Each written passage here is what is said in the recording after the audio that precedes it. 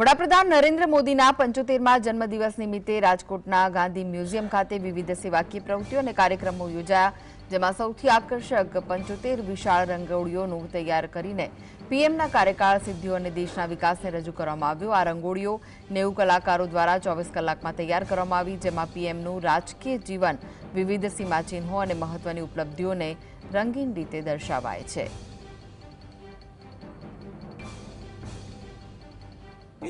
जन्मदिवस अनुसंधान में राजकोट म्युनिसिपल कॉर्पोरेशन तरफ जे रंगोળી स्पर्धा योजવામાં આવેલી હતી એમાં મેં મારું પોતાની રંગોળી રજૂ કરેલી છે।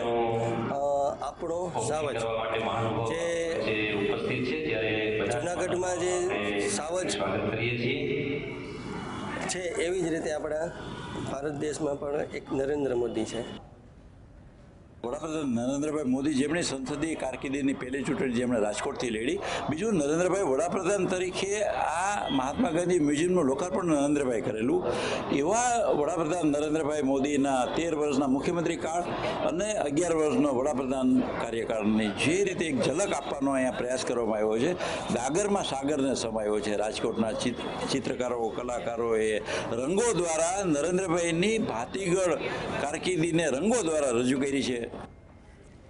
તો વધુ વિગતો માટે જોડાઈ ગયા છે રાજકોટથી સંવાદદાતા લકીરાજસિંહ। લકીરાજ, આજે વડાપ્રધાન નરેન્દ્ર મોદીનો જન્મદિવસ છે, રંગોળી સ્પર્ધાનું આયોજન કરાયું હતું, શું વિગત છે? આપને જણાવી દઉં કે આજે વડાપ્રધાન નરેન્દ્ર મોદીનો જન્મદિવસ છે, ત્યારે રાજકોટ શહેર અને જિલ્લામાં અલગ અલગ કાર્યક્રમ છે, સેવાકીય કાર્યો છે, તેનું આયોજન છે તે કરવામાં આવ્યું છે અલગ અલગ સંસ્થાઓ દ્વારા। ત્યારે આજરોજ જે મહાત્મા ગાંધી જે મ્યુઝિયમ છે તે ખાતે જે 75 જેટલી રંગોળીઓ છે પીએમ મોદીના જન્મોત્સવ નિમિત્તે કરવામાં આવી છે, અને બીજી તરફ કહી શકાય કે 90 કલાકની જે 90 જેટલા કલાકારોએ આ જે ચિત્રો છે તે કંડારવામાં આવ્યું છે, રંગોળી છે તે 75 જેટલી કરવામાં આવી છે।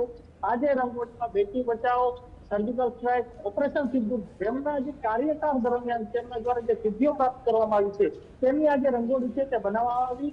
આજે જે રંગોળીનું ઉદઘાટન છે જે મંત્રી જે ભાનુબેન બાબરિયા દ્વારા કરવામાં આવ્યું અને તમામ જે નેતાઓ છે તે પણ ઉપસ્થિત હતા। તો બીજી તરફ આ જે રંગોળીઓ જે સ્પર્ધાત્મક કાર્યક્રમ હતો ને આ જે રંગોળીને જાહેર જનતા માટે હવે ખુલ્લી મૂકવામાં આવ્યું છે, એટલે ચોક્કસપણે ઠેર ઠેર રાજકોટમાં પીએમ મોદીના જન્મદિવસની ઉજવણી છે તે કરવામાં આવી રહી છે। જી, આભાર લકીરાજ, માહિતી આપવા।